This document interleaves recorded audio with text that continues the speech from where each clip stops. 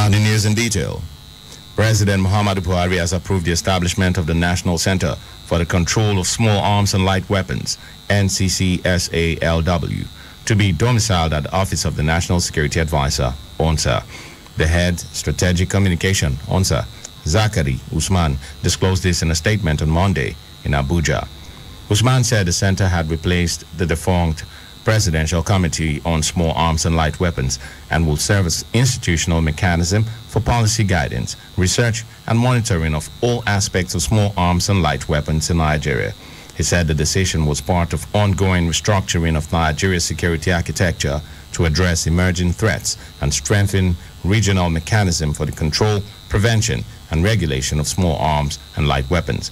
According to him, the impact of the proliferation of the small arms and light weapons across national borders in Africa and the Sahel region has resulted in terrorism, human trafficking, organized crime, and insurrections in West Africa and Nigeria. Usman also disclosed that Buhari had appointed retired Major General Abba Diko as pioneer coordinator of the center. He said Diko had served in various capacities in and outside Nigeria. The federal government has reiterated its commitment towards a return of looted Nigerian assets kept outside the country. The Minister of Justice, Abubakar Malami, made this known in a statement on Monday in Abuja. Malami stated that Nigeria will get the return of the £4.2 million seized from the associates of convicted former governor of Delta, James Ibori. He said the federal government is in touch with the government of the United Kingdom on the matter. Malami maintained that the government is working tirelessly to make sure that the transfer goes through successfully. The Edo State Governor, Godwin Obaseki, has charged journalists to use the power of the pen in ensuring peace, unity, and development of the country amid various challenges facing the nation. The governor gave the charge in a message to commemorate this year's World Press Freedom Day, marked by the United Nations and other sister agencies with the theme, Information as a Public Good. Obaseki said journalists, being the mirror of the society, must discharge their duties diligently, upholding the ethics of profession and providing only reliable, fact-based, and accurate information to the public. According to him, practitioners should leverage on the power of the Freedom of Information Act and ensure that they provide the public with fact-based, verified, and credible information. He further tasked journalists on framing their reports to promote nonviolent resolution of conflicts and other pressing societal issues, noting that such an approach to their duties will drive sustainable development. As Nigeria joins the rest of the world to commemorate the 2021 World Press Freedom Day, WPFD, the National Human Rights Commission, NHRC, on Monday lauded the Nigerian press for exhibiting a high level of professionalism in the face of mounting challenges and harassment.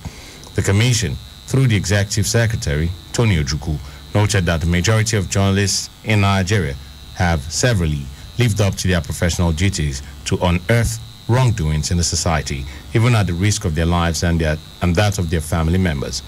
According to a statement made available to newsmen by the Deputy Director of Public Affairs at the NHRC, Fatima Mohammed, Ojukwu described the theme of this year's commemoration, Information for Public Good, as very apt. He maintained that the theme reminds both the government and the citizens of the importance of information as a tool for national development, particularly in the current world order where the new social media is making a tremendous impact on people's attitudes and perceptions. He said the recent legislation and policies of the National Broadcasting Corporation, NBC, which has been challenged by well-meaning Nigerians, should be revisited to avoid human rights infringements while administering such legislations and policies. The National Youth Service Corps, NYSC, has officially started administering COVID-19 vaccines to corps members across the country. In an announcement on Monday, the NYSC Director General, Brigadier General Shuaibu Ibrahim, stated that the administration of the AstraZeneca COVID-19 vaccine is currently ongoing at the NYSC Secretariats nationwide. During the pre-orientation briefing to the Batch A Stream 1 Corps members, the NYSC had asked them to register for the COVID-19 test on its portal and to present their slips to their camp for the vaccine collection. The NYSC Director General likewise announced that the members of staff will also have the vaccine administered to them alongside the core members. Nigerian traders in Ghana have urged the federal government to take urgent steps to stop the harassment by Ghanaian authorities on Nigerians living in Ghana. President of the Nigerian Union of Traders Association in Ghana, Chukwuemeka Nnaji, in an interview spoke against the backdrop of the recent arrest of 500 Nigerians in Bolga, in Upper West region of Ghana. He said the 500 Nigerians were arrested by Ghanaian immigration and moved to the Aflao border without proper investigation to ascertain how they got into Ghana. A 17-year-old high school graduate, Victory Yinka Banjo, has been offered more than $5 million worth of scholarship money for an undergraduate program of study. Victory is born to Nigerian parents, Chika Yinka Banjo, a senior lecturer at the University of Lagos, and Ade Yinka Banjo, a private sector procurement and supply chain executive. She was given potential full scholarships from the Ivy League schools, Yale College, Princeton University, Harvard College, and Brown University. Other United States scholarship offers included those from the Massachusetts Institute of Technology, Stanford University, Johns Hopkins University, and the University of Virginia. In Canada, Victory was offered the Lester B. Pearson Scholarship from the University of Toronto and the Karen McKellen International Leader of Tomorrow Scholarship from the University of British Columbia. Victory rose to national prominence in late 2020 after she scored straight A's in a West African Senior School Certificate examination. Months earlier, the Nigerian teen had been rated as the top in the world in English by the University of Cambridge International Examination. Operatives of the Nigeria Drug Law Enforcement Agency, NDLEA, have raided some eateries in Jos, the Plateau State capital, and recovered freshly baked cakes made with cannabis sativa. The agency's Director of Media and Advocacy, Femi Babafemi, in a statement today in Abuja, said additional 48.726 kilograms of assorted psychotropic substances were recovered. Babafemi added that some of the drug joints raided included KNL Lounge, located along Lamingo Road, and another branch along Mining Quarters, Rantia, Low Cost Estate, as well as Tuscany Lounge in Azaki Avenue, all within Jos Metropolis. Babafemi quoted the Plateau commander, Ibrahim Braji, as saying that 5 persons were arrested in connection to the seized drugs. Kidnappers of the students of Greenfield University, Kaduna, have threatened to kill the remaining students in their custody. At least 23 students, including the staff of the privately owned university located along the Kaduna-Abuja highway, were abducted from the school on the 20th of April. A few days later, 5 of the students were killed by the bandits.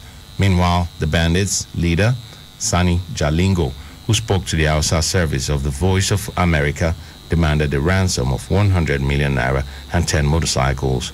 Jalingo stated that failure by the Kaduna state government or the students' family to meet the demands by Tuesday would result in the death of the remaining students in their custody.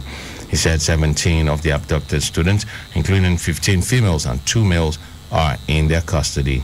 Jalingo disclosed that the families of the remaining students had so far paid 55 million naira to them.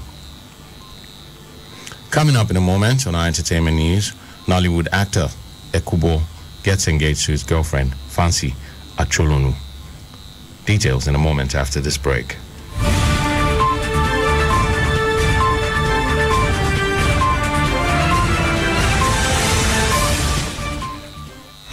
Split seconds. There is a lot happening around us, but we can't be everywhere all the time. We've got work, families, and chores to cater to, and most importantly, time to rest. And that's why having reliable partner like KUFM News is important.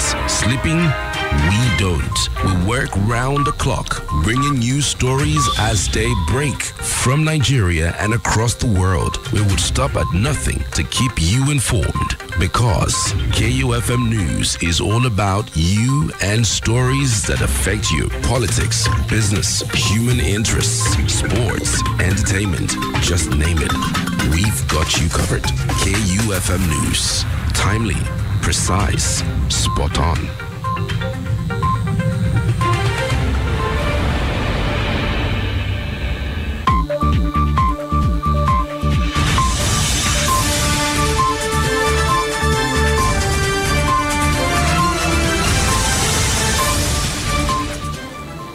It's still on to news break on K92.7 FM, Benin City.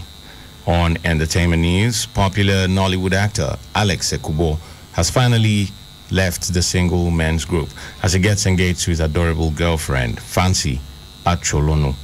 Alex Ekubo, who has appeared in many blockbuster movies, as well as tagged as Loverboy by some fans, took to his official Instagram account to share the joyous news.